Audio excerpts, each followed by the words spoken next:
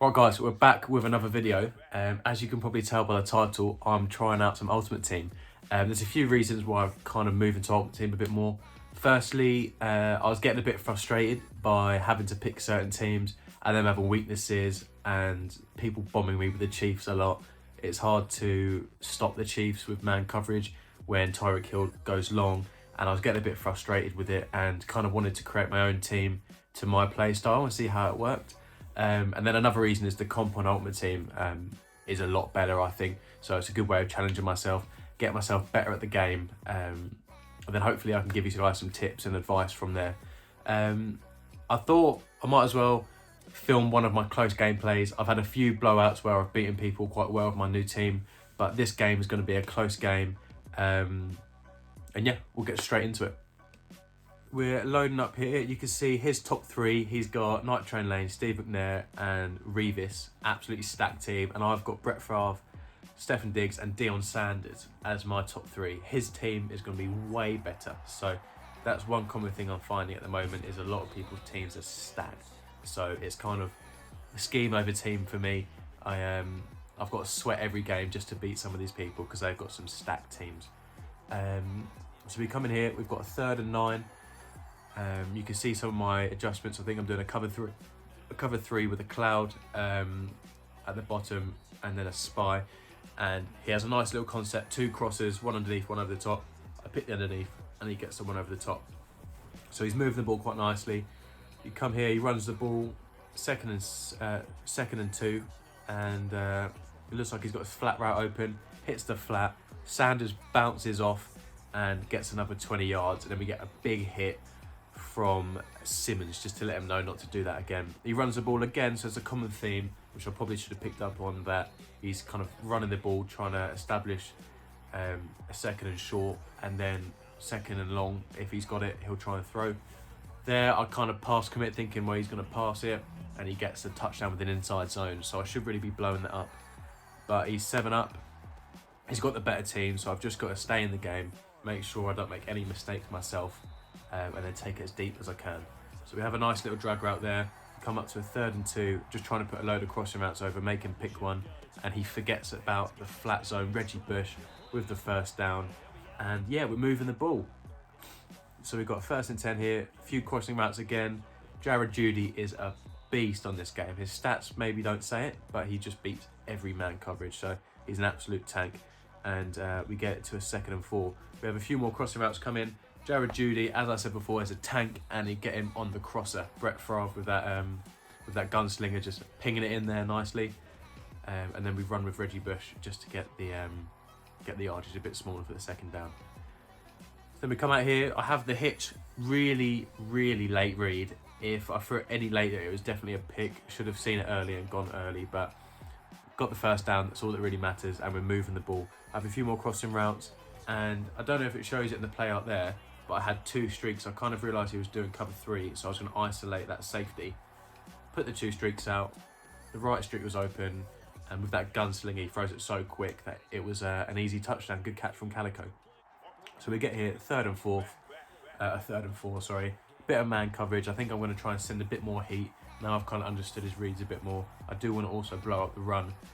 Try and do a little user blitz here. He catches me with a corner route, and Peters makes a big tackle because that was going to be 7, I think. I thought that was going to be a touchdown, and I'm on the back seat again.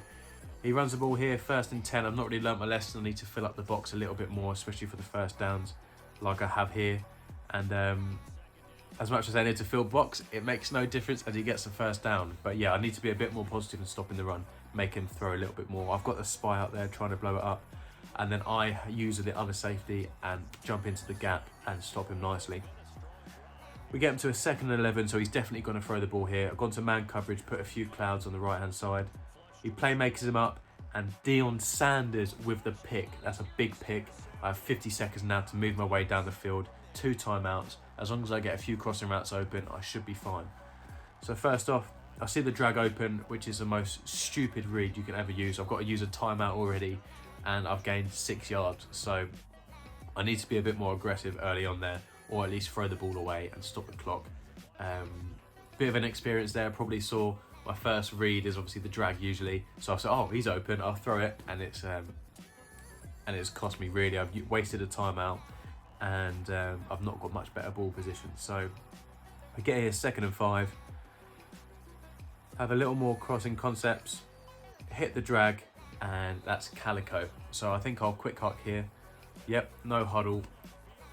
Kind of do the same concepts, I reckon. Yep, 2 crosses, got the Texas route and the slant. He's got to pick one, and he leaves the tight end open. He's running a lot of that cover 3, as you'll see in the play art. So obviously the seams are going to be open. So I just waited until he was open and threw the seam. But I haven't got focus kicker on my kicker. So I try and hit a long field goal and shank it left. So that drive was completely pointless. Now we hit Diggs with the crossing route, with the corner route. He's I've got route technician on him, so he's an absolute beast on these corner routes. And he torches man coverage a lot of the time. Then we have another slant, so slant with Calico, picking up some nice field positions. So moving the ball nicely. We got 1st and 10 here. I've quick hiked him as well. I like the look he was giving me. I think we'll come out in them crossing kind of concepts again. Looks like circle is open. I throw it, trying to get the, it looks like he was running a cover 2, so I try and beat that 2 safeties and squeeze it through the middle, but I made the read a little bit too late, and it could have even been a pick, so a bit of an experience for me. Jump into a 3rd and 9, and I try and throw the corner out. It's not open, should have been a pick. Don't know what I was looking at there. But yeah, I'm gonna go for it. I can't reach with my kicker, I don't think, and there's no point me punting it really. So I'm gonna go for it. We have the Texas route open, but Jared Judy comes big on the crossing route. I put him into a post. I have that slot apprentice on him, so I knew he was manned up, so I thought if I put him on a post rather than a crosser, he'll get a bit more separation, and it works out for me. I've not done it yet in the game, but when I've needed to use it, it's come clutch. So good field position now. I'm in field goal range. I think I'm just going to run the ball here. I'd love to get 7, but just taking a lead and get my offense off the field is kind of what I'm looking for here. Don't want to make any mistakes, not let him chew clock. I want to make sure I take a lead and then make him have to get some points and drive his way down the field.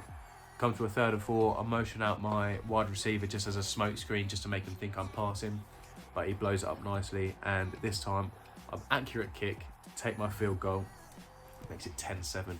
So he's got a little bit left of the 3rd quarter and then the whole 4th quarter to work his way down the field.